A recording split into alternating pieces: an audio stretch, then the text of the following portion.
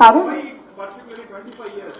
Because previously when it was frozen, it was done for 25 years, and I hope we will see better days in definitely 25 years.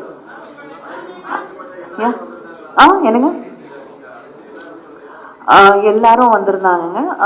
Trinamool Congress மட்டும் அவர்களால் வர இயலாது அப்படிங்கிற ஒரு சூழ்நிலை.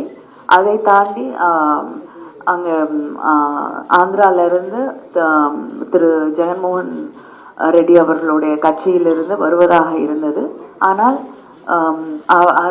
வர இயலவில்லை என்றாலும் அவங்களுடைய கருத்தை தெளிவாக வெளிப்படுத்தி இருக்கிறார்கள். இன்று நம்முடைய முதலமைச்சர் அவர்களுடைய கருத்துக்கு ஏற்றுக்கொண்டு இந்த முக்கியமான விஷயத்தோடைய டிலிமிட்டேஷன் அப்படிங்கிறது எவ்வளவு முக்கியமான ஒரு கருத்தாக்கம், அது எவ்வளவு தேசிய அளவிலே எவ்வளவு முக்கியமான ஒன்று என்பதை தானும் உடன்படுவதாக, தன் கருத்தோடு உடன்படுவதாக அவர் தன்னுடைய கருத்தை வெளிப்படுத்தியிருக்கிறார்.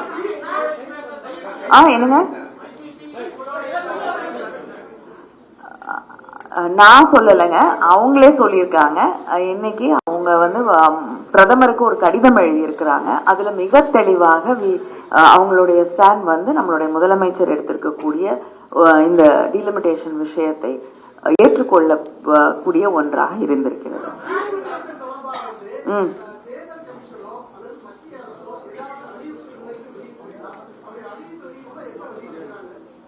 இல்லைங்க, நாடாளுமன்றத்துல மகளிர் மசோதா நிறைவேற்றப்பட்டது இல்லையா?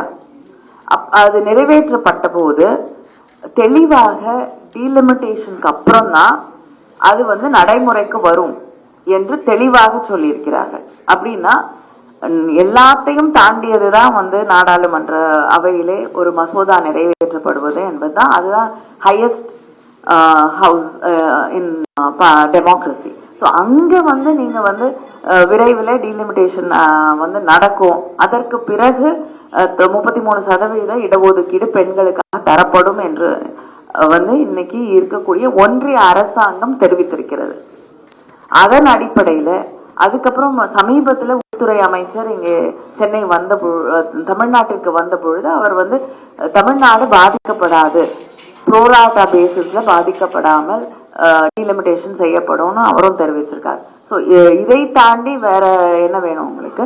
ஆனா இது எந்த விதமான தெளிவையும் ஏற்படுத்தாமல் ஒரு குழப்பத்தை அதிகப்படுத்தக்கூடிய ஒன்றாக இருப்பதால் தான் நம்முடைய முதலமைச்சர் ஒரு தெளிவான பதிலை மத்திய ஒன்றிய அரசாங்கம் தர வேண்டும் என்று வலியுறுத்துகிறார். 1 minute please.